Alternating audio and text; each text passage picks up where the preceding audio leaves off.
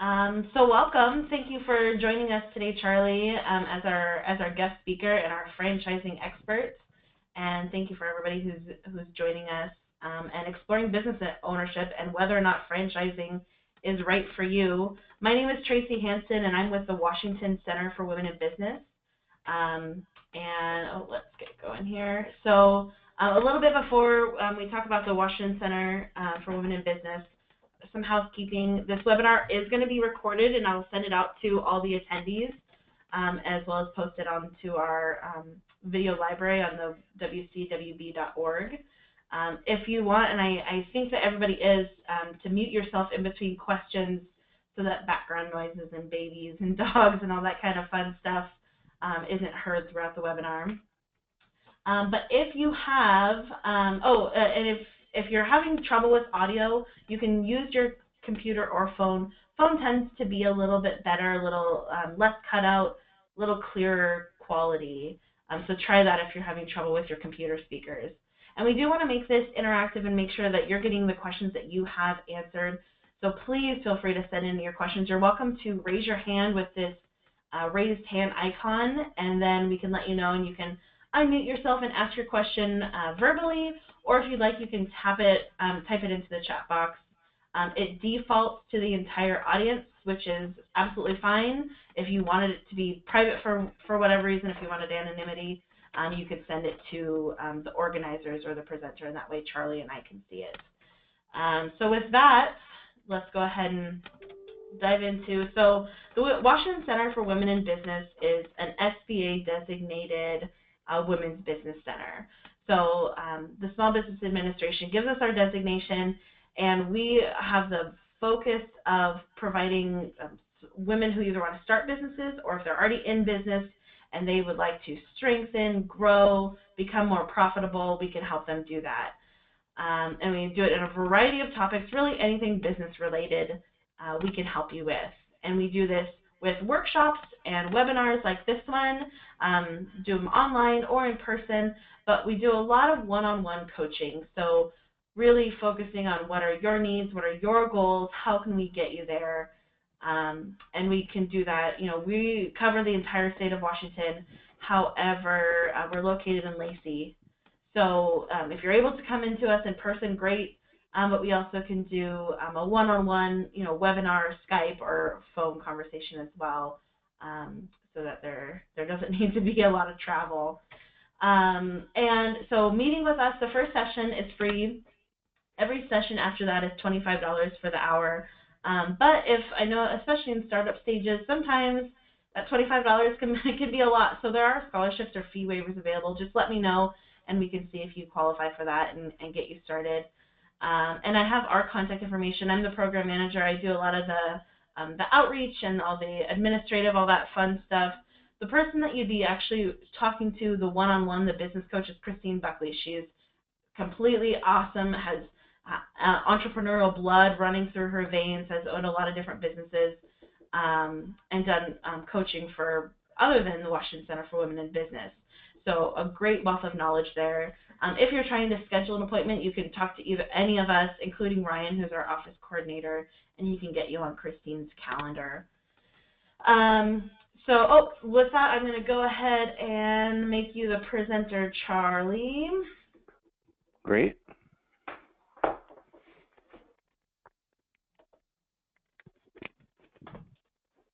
And take it away. Can you see my screen? Yeah, we can see yes, we can see your slideshow now. Terrific. Okay, well, thank you, Tracy, for hosting this wonderful series. I actually attended a few of these years ago, and I love the title of the series, Let's Talk Business.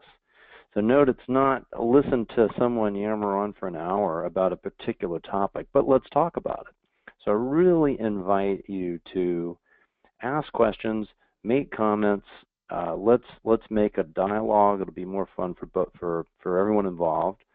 And your question, I'm sure, will be the same question someone else is at least thinking of, if not asking. So we've got about 55 minutes, and I'm delighted to be here. Let me just introduce myself a little bit. I'm a franchise specialist with a group called FranNet, and I've been assisting prospective franchisees since the end of 2002. There are no fees or costs for my service, so I'm really a resource for groups like the Washington Center for Women in Business, the SBA, SCORE, SBDC, and individuals all over Washington. My background is working with franchisors, Pearl Vision, Sonus Hearing Care Professionals, on the operations and training side of the business, running P&Ls and supporting and training franchisees. I was a professional practice broker for a couple of years during the height of the recession, and I love my volunteer work with junior achievement, and I'm an assistant coach for the Marysville-Pilchuck High School golf team. We just came back from a tournament at Suncadia last night, which was a lot of fun. So I'm delighted to be here today. Feel free to, if you have questions of an individual nature, you can feel free to reach out to me directly. My email is magee@frannet.com, or you can just go through Tracy as well. So yeah, go ahead. Because it looks like I'm the only one on, I think, other than you and Tracy. I just wanted to ask you, did you say Maryville? Marysville, yes. As in Maryvill? Marysville, Marysville, just in North Snohomish County. Oh, okay. Okay. Okay, I'm sorry. I was thinking that was in the Chicago area. Okay. Are you from Chicago? I'm in the Chicago area, yes. Okay. Are you in the Chicago area? Yes. I see. Okay, great. Well, welcome from the Midwest. Thank you. Okay, well, and if that's the case, I know that there's others that may listen to this recording, so I'll address it like it's a broader group. But Debbie, any questions that you have along the way, please, jump in. It sounds like, based on your question about lending, that you have something in mind as far as a business and are in the stage of developing a funding strategy. Is that fair to say? Yes, it is. I'm sorry, Okay. I have forgotten that it was being recorded live. Okay. Apologies. No, that's fine. That's fine. Let's pretend like it's just you and I.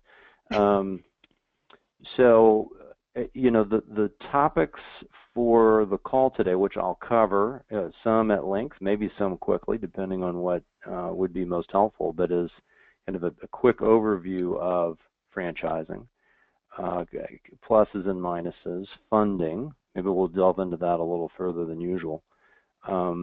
Franchise categories, what are some of the variety of things available out there? And of all those options, how in the world do you find something that really is a good fit for you? Lots of good businesses, not necessarily good for everybody.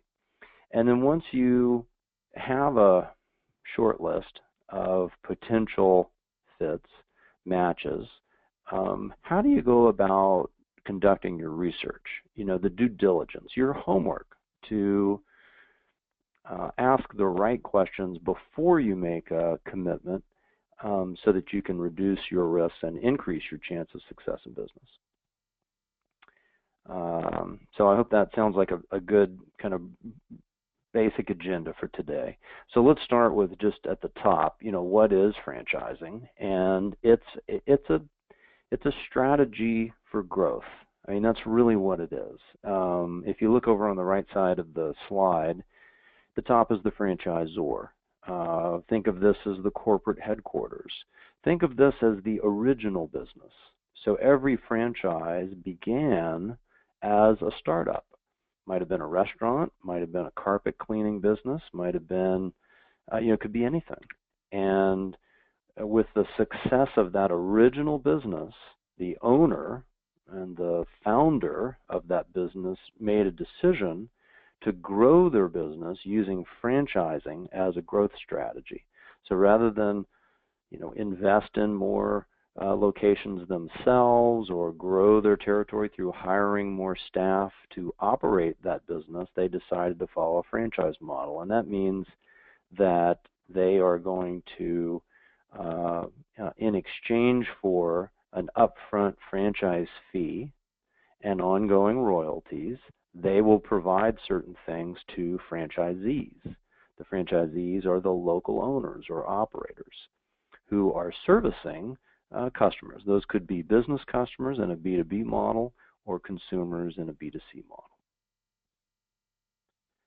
And that exchange, that trade, is again the initial franchise fee, which might range from a few $1,000s to $100,000, depending on what the business is and depending on what the brand is, and an ongoing royalty payment by the franchisee to the franchisor. The huge majority of the time, that royalty is a percentage of revenue. It's not a percentage of profit, it's a percentage of revenue. And sometimes, instead of a percentage, it's a flat fee. And what you get as a franchisee for paying that upfront fee and paying those ongoing royalties is use of a brand and trademarks, use of products, proprietary products and services, and business systems, processes, best practices, and support around those three elements. So that is the essential value proposition of a franchise. Debbie, any questions about that?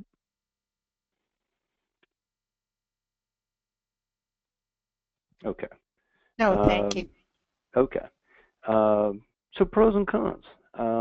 It's like anything. There's pluses and minuses. So let's talk about the pluses. I would say at the top of the list is that a good franchise is a proven, time-tested business model that works. So time-tested, what does that mean? Well, your original business concept, going back to somebody who's just starting their franchise growth, they need to have proven that original business over the period of at least a couple of years. If it's a brand new, untested business or concept or service in the marketplace, then paying royalties and fees to experiment with whether that's going to work or not is probably not a good idea. So the proven models are the ones where there's great advantage. It also offers predictability. If you compare investing in a franchise versus investing in a startup, if you had two businesses side by side and they were equally successful, the startup is going to be a more lucrative business. And why? Well, you're not paying that royalty on an ongoing basis. So you give up some of that profitability in exchange for greater predictability. So it's a way of managing risk is really the bottom line. It's easier to get financing for a franchise investment than it is for a startup. Finance banks that offer SBA lending or even private lending certainly have guidelines that they look for in an effort to reduce their risk on making these loans. Some of them, for instance, require some background in the particular category that the franchise is in. If you're going into a food business and you don't have any food experience, sometimes that can be a hurdle. Not one that can't be overcome, but it can be a hurdle.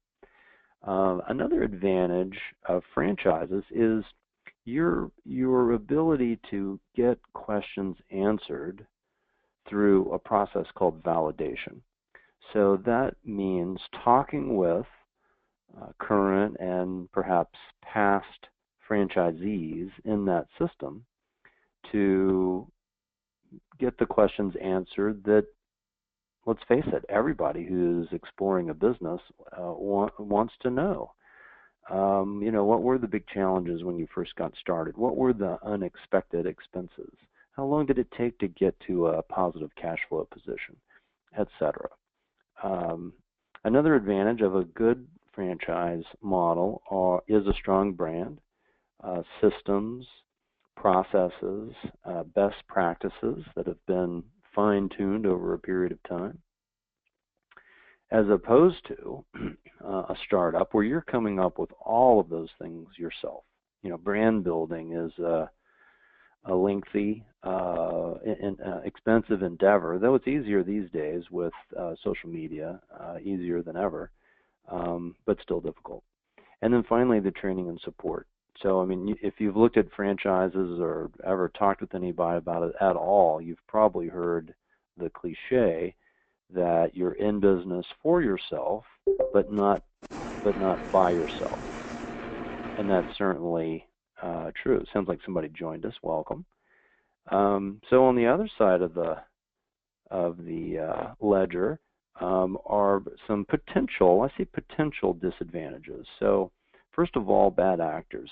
There's thousands of franchises out there, and they're not all proven, time-tested business models. There's some people that feel like they can get rich by franchising, and so you have to keep your eyes open. Paying that upfront franchise fee is, you have to really understand what value are you getting for that upfront fee. If a franchisor is asking you to pay a $50,000 or $60,000 franchise fee for a service business in a non-exclusive territory, and the training is a little thin, and it's not a well-known brand, you might think hard about, maybe I should call Tracy and Christine Buckley and see if this is something that I could do on my own. So I think that goes through the mind of any franchise investor or prospective franchisee, and it's important to consider that. The ongoing royalty is usually based on revenue. And so why is that a disadvantage? Well, it's a fact. There's not really anything you can do about it. But what it means is that if your business, whether it is profitable or not, you're still paying those royalties. So some franchisors will offer a kind of step-up royalty structure where they may even waive the royalties for the first 6 months or for kind of a ramp-up period while you're getting yourself to a positive cash flow position, though most don't. Most of them, you start paying that as soon as you're in business. So you just have to know that it is a line item as far as a cost, and plan accordingly. The final thing that I'd talk about here is rules. Some people, let's face it, they don't like to follow rules. It may be a reason that they're wanting to get into business for themselves in the first place. Maybe they're a corporate refugee. They've been, working for somebody else for, many years and have had it and want to do something on their own. And so the idea of plugging into a system and reporting, having any kind of a reporting requirement, having brand standards, the way things have to look, compliance issues, going to initial training or going to an annual conference or training session is, it just turns them off. They don't feel like, oh, hey, this is a way to, they don't see it as a plus. And if that's the case, then there's probably a better way for somebody to be in business for themselves than a franchise. So that's something you just have to be honest with yourself about. As I mentioned before, it's staggering how many franchise concepts there are out there, thousands across, I'd bet every industry you can think of. Some popular categories, education, including tutoring, fast casual food has been, a rocket ship for the last several years, pet services, health and wellness, things like weight loss, things like fitness and massage. Senior care is a booming area. That's a demographically driven category with baby boomers aging and they and their parents wanting to remain living independently as long as possible. There's lots of service franchise models in that space. Residential services have always been and continue to be a strong area. Salons can be a great semi-absentee option. So those are just a few. Successful franchises come from well-established but fragmented industries by creating efficiency and consolidation. And by doing that, they win market share. If you take the hair salon category, as many branded haircut places as there are, and look around next time you're in the car driving around how many there are, there's just as many independent, privately owned salons and barbershops as branded ones. So anytime there's a lot of fragmentation in a business, a lot of mom and pops, a franchise system is probably right around the corner. So from an investment perspective, 30% of franchises out there have an initial investment of $100,000 or less, and 58% are about $250,000 or less. Now, by initial investment, let's talk about what that means. That's paying that franchise fee. It's paying for training. It's paying for, if it's a location, the build out of the location, net of any tenant improvement dollars that a landlord might offer. It's buying equipment, if equipment's necessary for the business. It's working capital to hire your initial staff, if it's a business model that requires employees.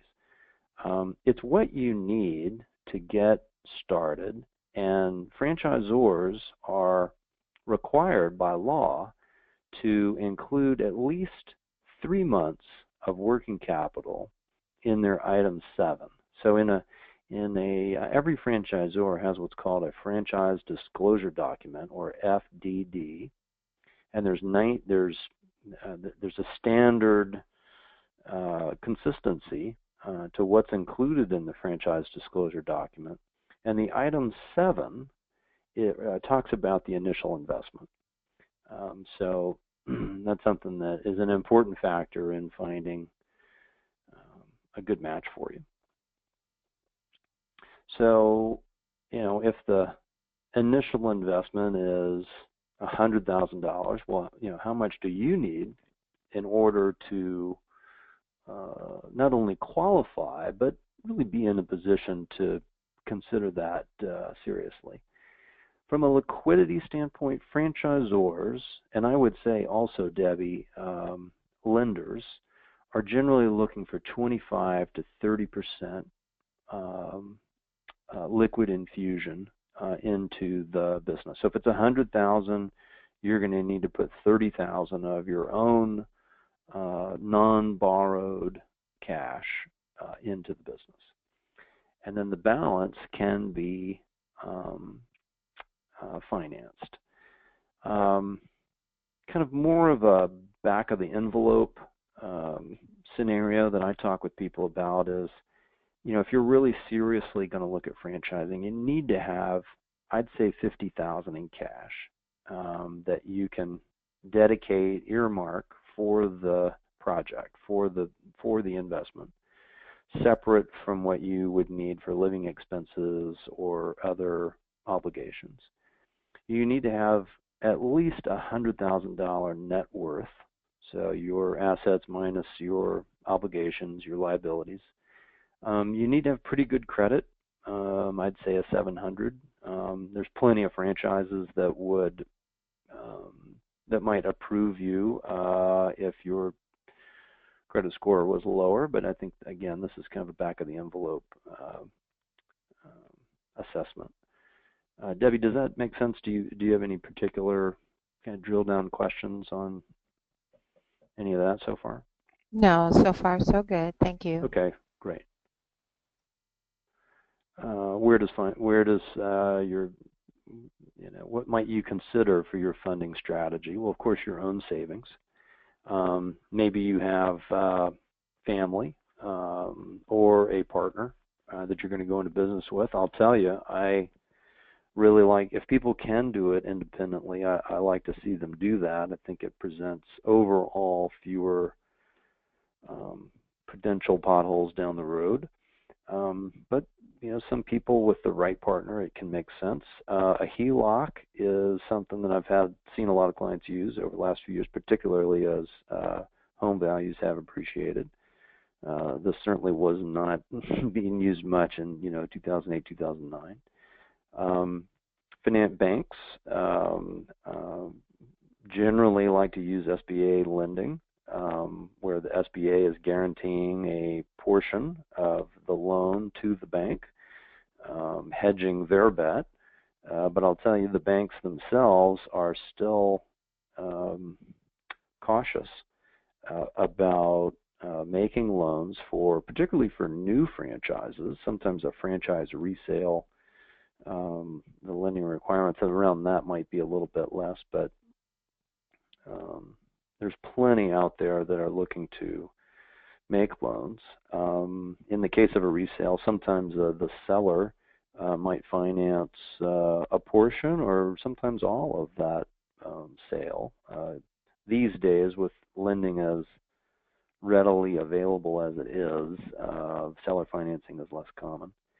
And then another source, which actually is one of the most frequently used sources, but also one that most people don't know about, is a rollover of a 401k from a former employer that maybe is still with that employer or has been rolled into an IRA, as long as it's not a Roth IRA.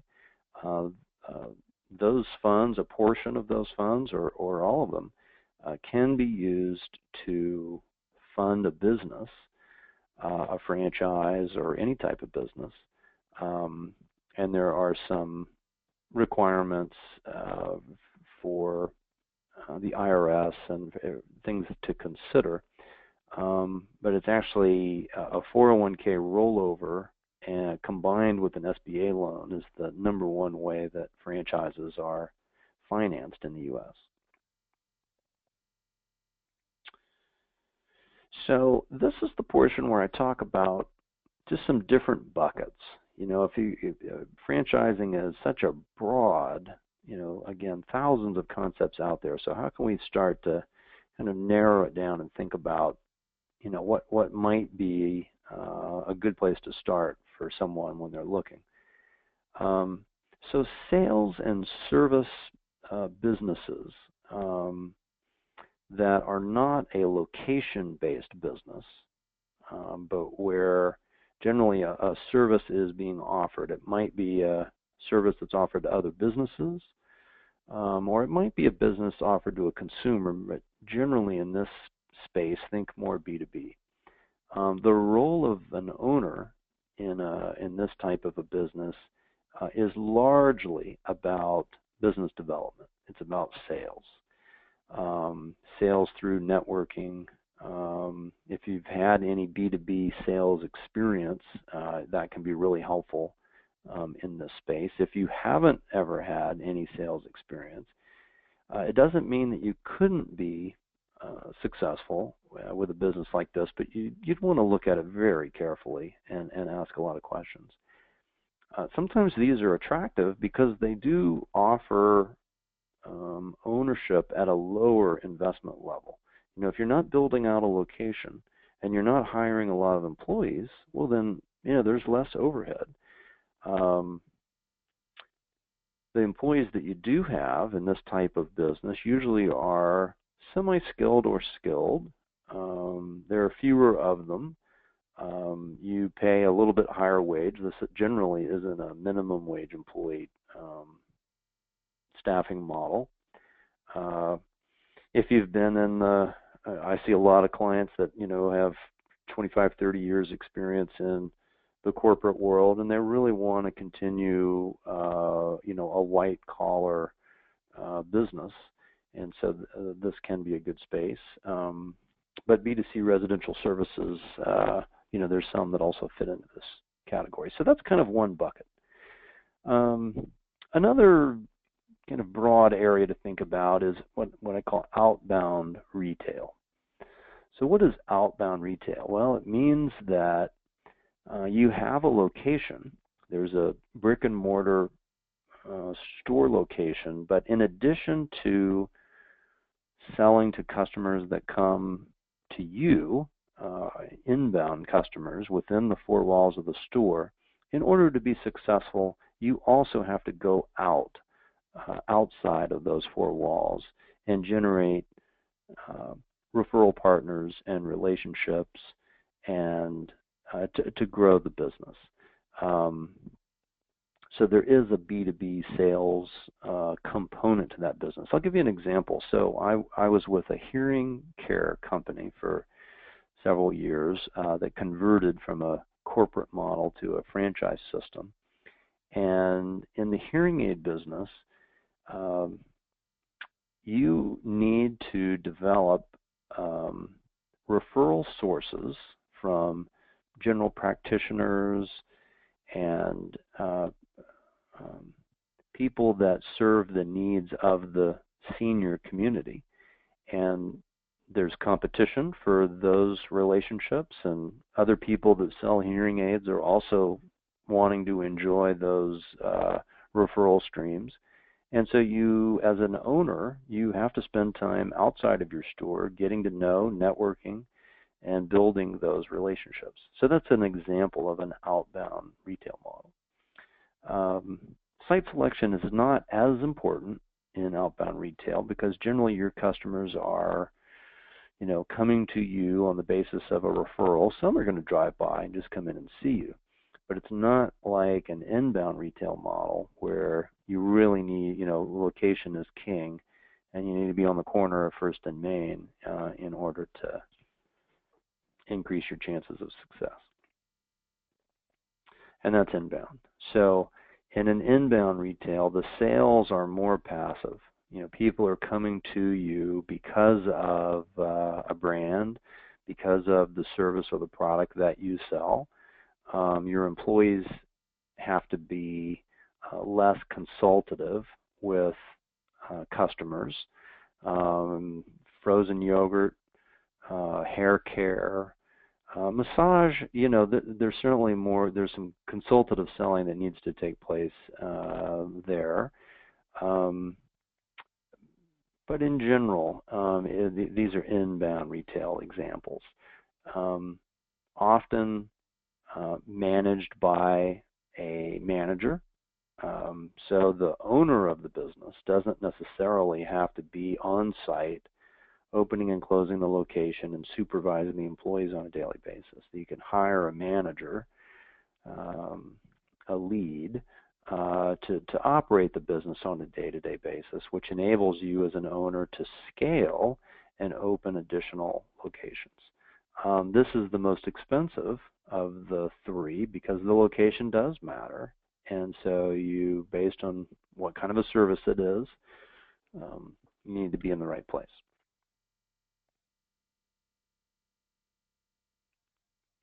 And then another, this is not available in every area or as often, but it is. You can find them. Master or area development opportunities, where you act like, or you act a bit like the franchisor. So you own a market, might be the state of Washington, for instance. Generally, you're going to operate a unit, a store, or a territory, if it's a service business, yourself. And then in addition, you're going to recruit and develop franchisees for the rest of your market that you have exclusive right to develop. You're going to share the franchise fees that those franchisees in your territory pay on an upfront basis, and you're also going to share in the royalty stream that they pay for the life of their franchise agreement. So it's a higher level, more demanding role in the franchise world. Very often franchisors are looking for master franchisees or area development candidates that come from a C-suite level executive. You really need strong business acumen to approach this area, but there's some really interesting opportunities. Okay, so what are some factors that you need to consider, that anyone needs to consider, when looking at and evaluating businesses and, hey, what might be the right thing for me? So here's some kind of general things to ask yourself. Start with employees. Have you ever managed employees before? What kind of teams have you built? Have you ever worked with unskilled blue-collar employees, maybe without a college degree? There's universal truths to managing people, leading people, inspiring people, setting clear expectations, holding them accountable, managing their performance. And there's some nuances that are unique depending on the background and profile of the employees. So that's just something to think about.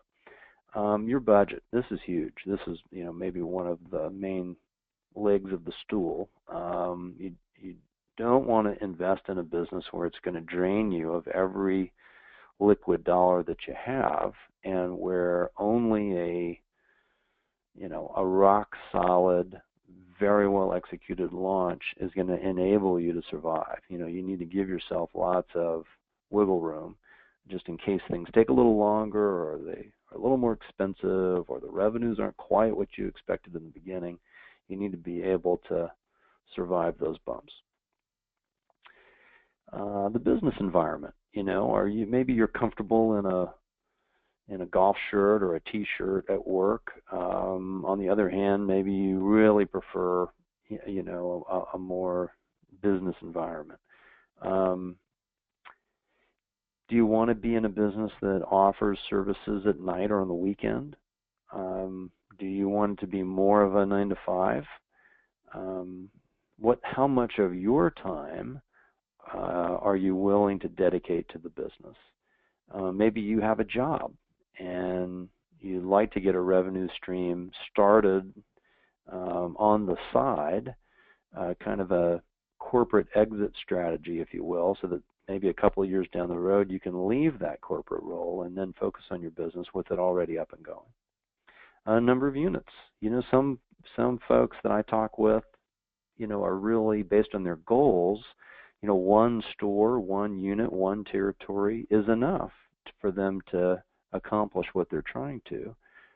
For others, it's going to require more than one location. So just having a vision of what they need. I showed a concept to someone recently where there was about 6 to 8 locations available within the area that he was looking. And what really ended up coming out of the conversation was that he wanted something where, he could open 20 or 25 locations. I don't hear that every day, but again, finding what's right for you is key here. I mentioned B2B and B2C before, so, do you have a preference there?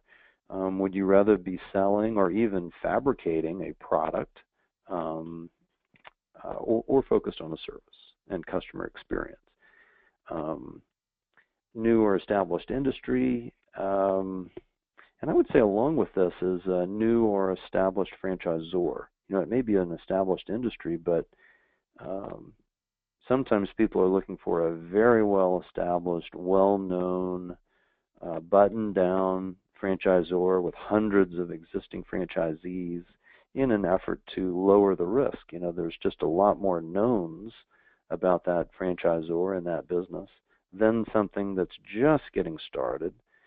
Maybe they've had a good, successful proof of concept for a couple of years. Maybe they have, 10 or 20 franchisees, but, there's more risk because there's more unknowns. On the other hand, it gives you a bigger opportunity to grow within a given geography. And I would say that 9 out of 10 or more clients that I work with say, opportunity for significant growth is important. So that's something to think about. Debbie, can I ask you a question? Are there other elements or items that you've thought of in kind of choosing your path? I was thinking more on the line of if I start a business, how to turn it into a franchise. I Was see. looking at that possibility, or how long I would need to be in business before even considering starting a franchise, something like that. Well, you would need to have your business open and operating for at least a couple of years. You would want to replicate the business because after all, that's what franchising is. It's replicating processes and systems. So those processes and systems need to be, very carefully designed and built into the business. You're going to, through trial and error, kind of sharpen your pencil on, what is the best way to, get for customer acquisition, for delivery of your service or product, for customer service management, for getting referrals for your business. I mean, every piece and part is what a future franchisee is going to want to be able to plug into. So so you need to have your initial business be successful over the period of a couple of years. You need to replicate that business into a second location or second territory to show that if you follow that recipe, there are, these are the results that you can expect to deliver or expect to produce. And then I would say the process of going through the legal and procedural steps necessary to launch a franchise concept, is going to take another, about $75,000 and, maybe 6 to 9 months to, get your FDD written and to be prepared. Operating a business as a franchisor is a completely different endeavor than just operating a business as a independent, private business owner. But there's groups that offer consulting services to help prospective franchisors consider what's necessary in order to follow that path. And the Washington Center for Women in Business can offer some resources in that regard. Transferable skills. So again, back to kind of the perspective of, I'm considering investing in a franchise. What do I need to know? Operations is a really important piece. You are the one operating a business. How are you going to get customers? So marketing has completely changed, as we all know, over the last few years. The role of social media and digital marketing. Management, have you ever built, led, and inspired teams? You're going to need to have that. And then finally, sales, getting customers, promoting your business. And I would say that you need to come to the table with probably 3 of the 4. If you're missing one of them, you can hire for it. There's also an underlying foundational business acumen that you need in order to be successful with a franchise, with your own business. You don't have to be a CPA or a CFO, but you need to have some understanding of financial statements. You need to hire a good bookkeeper. You need to have a good accountant that can help you watch your balance sheet. And the franchisor, a good one, will offer you dashboards and visibility to the key performance indicators of your business and teach you how to manage the business by watching those KPIs. What are the levers that you need to pull in order to drive particular areas of business, which drives revenue, which drives profitability, and repeat business. Finding the right fit, really encourage people, think more about what is your role as an owner of the business. What's your role going to be? It's so much more important than the particular service or product that the business is selling. You need to have some feel for that service. You need to appreciate the need or demand for it in the marketplace, but you don't have to love it. What you do have to love is the idea of growing your own business. So back to validation, we talked about this on one of the first slides. These interviews are crucially important for really finding out if a particular business is a fit for you. When you start working with a franchisor, you're dealing with their salesperson, their development person, and their role is to bring, as many qualified candidates into the system as possible. Your job is to really make sure that, you're making a good decision. And so the franchisor is going to want you to talk with their top performing franchisees, and which I agree with. And in addition, you need to also talk with some people that are, mediocre performers, or maybe even a couple that are struggling or have left the system, so that you can find out, what was it, and if you had it to do over again, would you do it again? And if not, why not?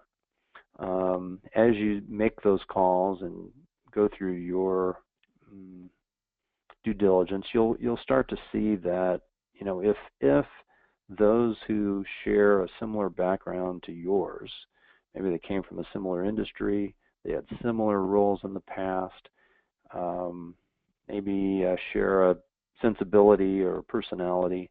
If those are the folks that are really doing well and enjoying being part of that franchise system, then that's a really positive sign. And of course, if those are the folks that are struggling, then that's a big red flag. Starting from the beginning to look at franchising, it's going to take at least 60 to 90 days if you're spending 10 to 15 hours a week on due diligence. I'd say that a person's spouse really needs to be supportive of business ownership. Without that, it's a huge handicap starting off in business.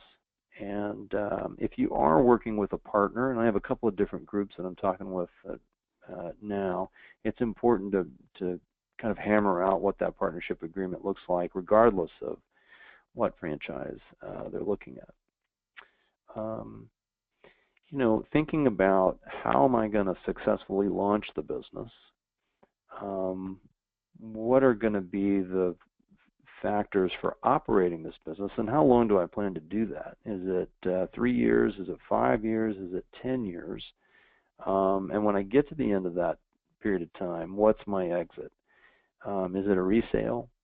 Is it that I'm just going to scale into a more flexible role? I'm going to start as an owner-operator, and then down the road I'm going to hire a general manager.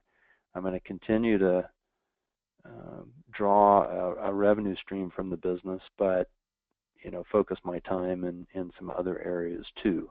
Maybe someone wants to get their adult children involved in the business down the road. So lots of different possibilities. Speaking of launch, last night I went to, and this is one of the funnest parts of my business, a client who invested in a fast casual food concept in Bothell. It's called Zoop, Z-O-U-P, soup and sandwiches. It's a franchise that's based in Michigan.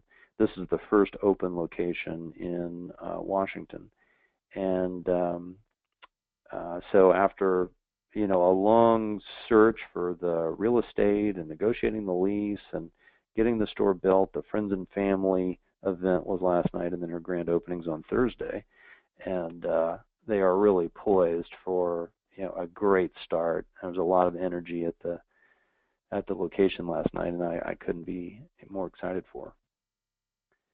So why franchising works? This is a bit of a summary. We're getting close to the end here. It's a proven, systematic approach to starting and, more importantly, staying in business. You're leveraging the experience of the franchisor, who really knows that business and has cut their teeth in it. Simplicity, something that you can plug into and execute rather than develop all of the systems and processes. The training and support that you get both in the initial launch phase. The last night, one of the corporate trainers was at the location, working with the staff, teaching them the operations in the kitchen. There was a marketing person in town the last 3 days out visiting local businesses and handing out these coupons. And that initial support is really important. The brand. This is the first location in Washington, so people haven't heard of it, but they will. This client is developing 3 locations in the Washington area, and so that brand recognition will really start to grow. The sales, marketing, and operational systems, which on your own, take a lot of time and money and trial and error to develop. Again, with a good franchise, you're plugging into something that's already working. And then finally, teamwork, not just with the franchisor, but with other franchisees, all over the country, is a very positive, important part of the value proposition. So I would say if you're considering it, think of it as a way to get you to where you want to go. Of course, you have to know where you want to go, but it's a way to get there. It's not the only way, but you're trying to decide, is this the right vehicle? You're trying to manage risk by focusing on a business that's a good fit for you. So you have to be really honest with yourself about your strengths, your weaknesses, what it is that you're trying to accomplish, and in what period of time, and then what are your resources financially, and what's something that you could do safely. Maybe that it's early and you need to wait a couple of more years, develop some more management experience, and save some more money in order to be able to launch safely. And then there's that old saying, you're in business for yourself but not by yourself. And I've found that to be enormously reassuring and helpful. I'm risk averse generally, but knowing that I've got somebody whose success is based on my success, and that's the essence of a franchise. It's a win-win situation. I had the courage to move forward. So there are other advisors that are important as you move through the process. This would be true for other types of business investments, but you need an accountant. You need to have a franchise attorney look at the FDD and the franchise agreement, which is part of the FDD. And working with a franchise consultant can be, really helpful. I mean, I'll get calls sometimes, people that are looking at the franchise 500 from entrepreneur.com, and, trying to kind of find a needle in a haystack. And, my role is, and other franchise consultants' role is to be a matchmaker, to really help people figure out what they want, and then find things that are a good fit for that. So I'm offering that service. FranNet does at no cost. And that is pretty much the end of our time. Debbie, thanks for joining, and I think maybe we had a couple of other folks join in. Tracy, do we want to open it up to questions? Yeah, I see a couple people joined us later. Are there any other questions, Charlie? First of all, thank you, Charlie. I think that was so much good information there. One question I had, if you're able to offer your services at no cost, can you tell us how you're funded? Absolutely. No, great question. So the franchisors that FranNet works with, and FranNet tends to focus on just the top performers within each category, they will pay FranNet a placement fee if someone that we have referred to them ends up becoming a franchisee. The franchisee themselves don't pay any more. It's the same franchise fee, for instance, whether you found it on your own or were referred by me. So it's kind of like a real estate model. Okay, great. Thank you. Yeah, sure. And so if you have any questions, you're welcome to type them into the chat box, or I think everybody's unmuted, so you're welcome to just ask your question of Charlie as well.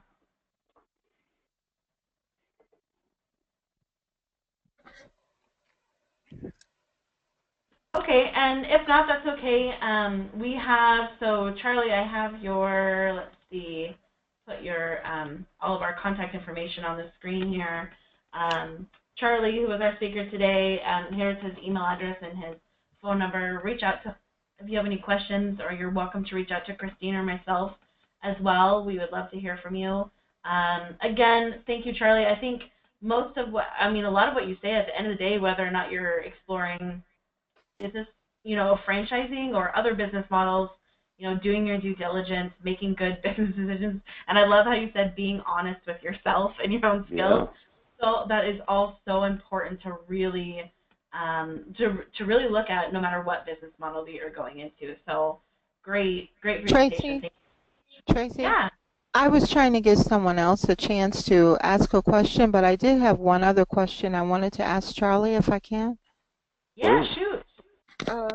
If someone is in a franchise and they're being sued, is that one particular location sued, or is that something that the entire franchise is?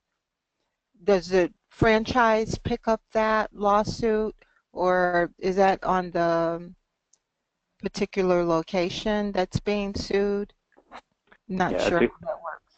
It's a great question, and it's topical. It's something that's really been kind of in the it's been in the news over the last couple of years with regard to, is the franchisor a joint employer? So, for example, if you are an employee at McDonald's and it's a franchise location, and the huge majority of McDonald's locations are franchised, do you work for the local franchisee that has 5 stores, or do you also work for McDonald's corporate? And the ruling over 50 years has been that you work for the franchisee. In other words, the franchisor is not a joint employer, but that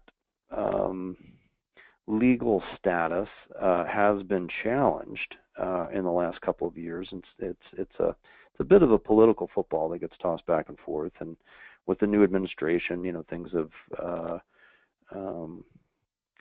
there's a likelihood that things will pivot back to the kind of the status quo. In other words, where the employer, the franchisor, is not considered an employer. And this is important to answer your question more specifically. Sorry for the long answer. That the local franchisee is liable for, the slip and fall, or the sexual harassment, or whatever was actionable from the lawsuit.